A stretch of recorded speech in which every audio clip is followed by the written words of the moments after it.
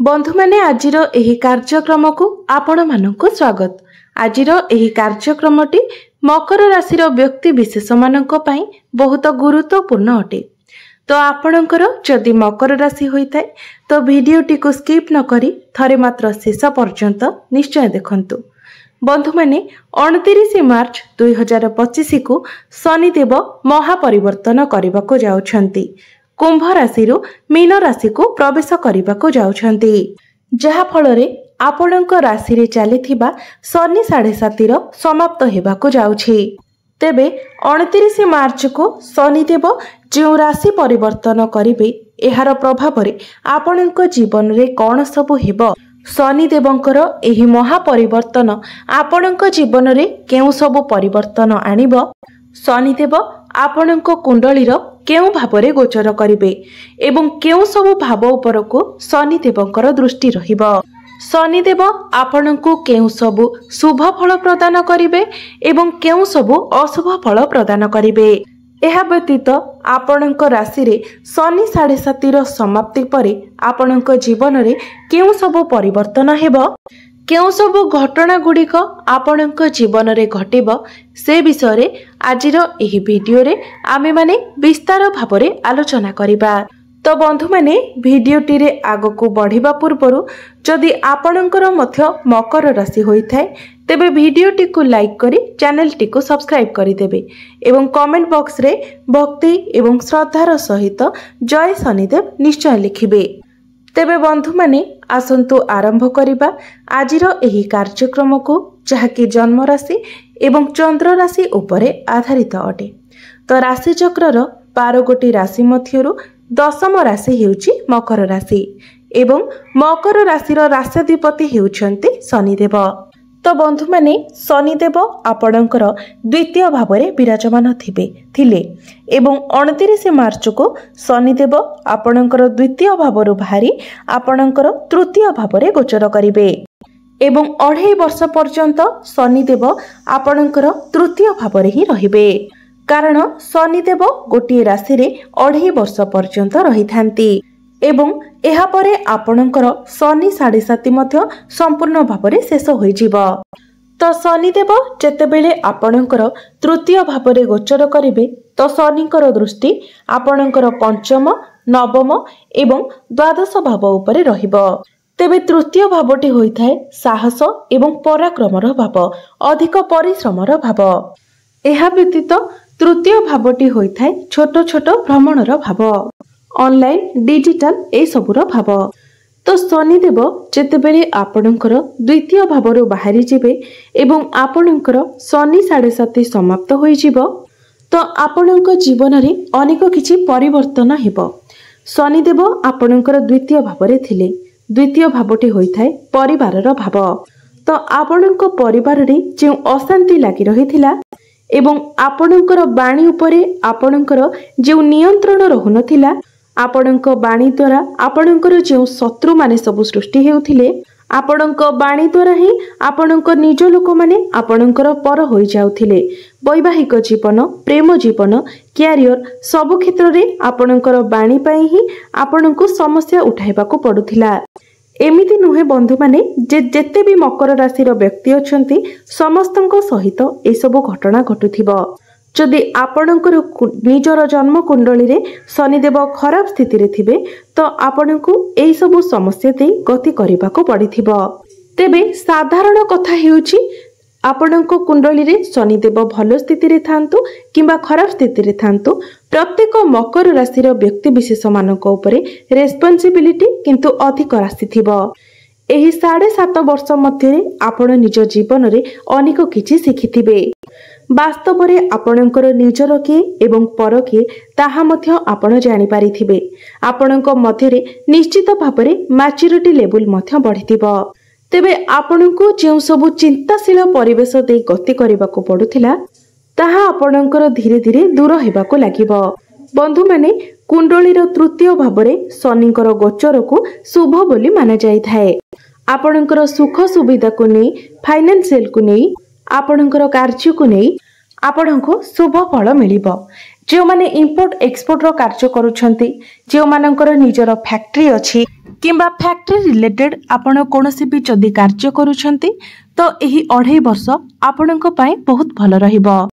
यह व्यतीत तृतीय भावटी जेहेतु छोट छोट भ्रमणर भाव तो ट्राभेल रिलेटेड जदि आपण किछि कार्य करूछंती तो ए क्षेत्र रे मध्य आपणको बहुत अधिक शुभ फल प्राप्ति हेबो। एवं जियो मानकर डेंटल इश्यू रहिथिला, गला संबंधित किछि समस्या थिला, इन्फेक्शन एलर्जी भली जदि आपणकर किछि समस्या थिला तो एथिरे मध्य आपणकर सुधार आसी जिवो। तो बंधु माने शनिदेव जेतेबेले आपणकर तृतीय भावरे गोचर करिवे तो शनिकर दृष्टि आपणकर पंचम भाव उपरे रहिबो। तो बंधु माने जदि आपण विवाहित अटंती एवं संतान संतति पई आपण प्लानिंग करूछंती तो 29 मार्च परे आपणक पई भल रहिबो। 29 मार्च परे जदि आपण फैमिली प्लानिंग करंती तो आपणको शुभ फल मिलिबो। यह व्यतीत गुरुंकर दृष्टि मध्य आपणकर द्वितीय भाव उपरे रहिबो, जहा फलरे आपणकर संतान संतति को नै समय भल रहिबो। एवं जो माने विद्यार्थी अछंती तो से माने मध्य निजर पाठ पढ़ा को नै भिन्न भिन्न दिगरु चिंता करिबा को लागिबे। पाठ पढ़ा रिलेटेड आपण किछि ना किछि नुवा करिबा पई चेष्टा करिबे, किंबा जो माने विद्यार्थी अछंती तो आपणको पाठ पढ़ारे जदि किछि बाधा विघ्न आसुथिला तो से सब मध्य आपणकर दूर होई जिवो। पाठ पढ़ारे आपण आगो को बढ़ी पारिबे। आपण केउ कोर्स स्टार्ट करि पारंती, कोचिंग नै पारंती। एही 2.5 वर्ष मध्यरे आपण कोनोसी फॉर्म फिल करि पारंती किंबा कोनोसी एडमिशन मध्य आपण नै पारंती। तेबे बंधु माने पंचम भावटी आपणकर शिक्षार भाव, संतानर भाव हेबा सहित प्रेम जीवनर मध्य भाव अटे। तो आपणकर प्रेम जीवन रे आपण जहांक सहित रिलेशनशिप रे अछंती तांको मध्यरे टिके जिद्दी स्वभाव देखा देबो। तो आपणकर पार्टनर छोट छोट कथा रे ही नाराज होई जाई पारंती। बहुत जल्दी से पॉजिटिव होई जिवे, छोट छोट कथा रे ही से सीरियस होई जिवे। तेबे बंधु माने यह आपणकर प्रेम जीवन उपरे कोनोसी खराब प्रभाव पकाइबो नाही। तो बंधु माने शनि देवंकर दृष्टि आपणकर द्वादश भाव उपरे रहुछि। तो द्वादश भावटी होइथाय विदेशर भाव। यह व्यतीत शनि देवंकु विदेशर कारक ग्रह बोली मध्य माना जाइथाय। तो मकर राशि व्यक्ति विशेष माने जो माने विदेश यात्रा करबा को चाहूतिले किंबा विदेश सहित कनेक्टेड कोनोसी भी कार्य आपण करबा को चाहूतिले किंबा विदेश को आपण भ्रमण करबा को चाहूतिले तो आपणको पई समय बहुत भलो रहिबो। जदि विदेशरू आपण किछि इनकम करूछंती तो सेथिरे मध्य आपणको लाभ प्राप्ति हेबो। यह व्यतीत जदि आपण मेडिकल रिलेटेड किछि कार्य करूछंती, डॉक्टर अछंती, सर्जन अछंती किंबा मेडिकल लो कोनोसी भी पोस्ट रे आपण अछंती तो एसबु क्षेत्र रे मध्य शनिकर एही महापरिवर्तन आपणको बहुत अधिक शुभ फल प्रदान करिबो। बंधु माने जेतेबेले कोनोसी भी राशि रे शनि 7.5 लागि थाए तो कुंडली रे चंद्रमा बहुत दुर्बल होई जाय थांती एवं शनि 7.5 सरिला परे पुणी चंद्रमा आपणकर कुंडली रे मजबूत होई जाय थांती। तो शनि 7.5 जेहेतु आपणकर समाप्त होई गला तो आपणक कुंडली रे चंद्रमा पुणी मजबूत होई जिवे। चंद्रमा हेउछंती मनर कारक ग्रह एवं चंद्रमा जेतेबेले दुर्बल होई जाय थांती तो आपणक मध्यरे ओभर थिंकिंग आसी थाए। अजथा कथा को नेकी आपण बहुत अधिक चिंता करि थांती, टेंशन होई थांती, आपणकर स्ट्रेस बढ़ी थाए, आमको बहुत अधिक मानसिक दुश्चिंता मिली थाए। तो जेतेबेले आपणकर शनि 7.5 सरी जिवो तो ए सबरु मध्य आपण बाहरी आसीबे, आपण निजको फ्री अनुभव करिवे। तो बंधु माने मकर राशि व्यक्ति विशेष माने जो मानक पाखरे कोनोसी चाकरी बाकरी नाही, आपण चाकरी पाई बहुत अधिक व्यस्त अछंती, बहुत थर आपण चेष्टा करि सारिछंती तो आपणको चाकरी मिलिबार मध्य बहुत अधिक संभावना रहुछि। तेनु आपण निजर चेष्टा जारी रखंतु। एहा व्यतीत जो माने चाकरी क्षेत्र रे अछंती से मानकर प्रमोशन बनिबार मध्य जोग रहुछि। एही समय अवधि मध्यरे आपण बहुत अधिक शॉर्ट ट्रावेल्स करिवे, मात्र ए सबुरे आपणको लाभ मध्य प्राप्ति हेबो। तो बंधु माने शनि देवंकर एही महापरिवर्तन आपणको सब क्षेत्र रे शुभ फल प्रदान करिबा को जाउछि। आपणको जीवन रे बहुत गुडे पॉजिटिव चेंजेस हेबा को जाउछि। आपणको चालाक चतुर बनाइबा को जाउछि। तो एबे आसंतु जानि नेबा किछि प्रतिकार विषय किछि उपाय विषय जो उपाय गुड़िक करबा द्वारा आपणको अधिक शुभत्व प्राप्ति होई परिबो। तो बंधु माने आपणको प्रत्येक दिन हनुमान चालीसार पाठ करिबार अछि। प्रत्येक दिन गायत्री मंत्र मध्य आपण 108 थर जप करंतु। प्रत्येक दिन आपण बुधंकर बीज मंत्र मध्य 108 थर जप करंतु।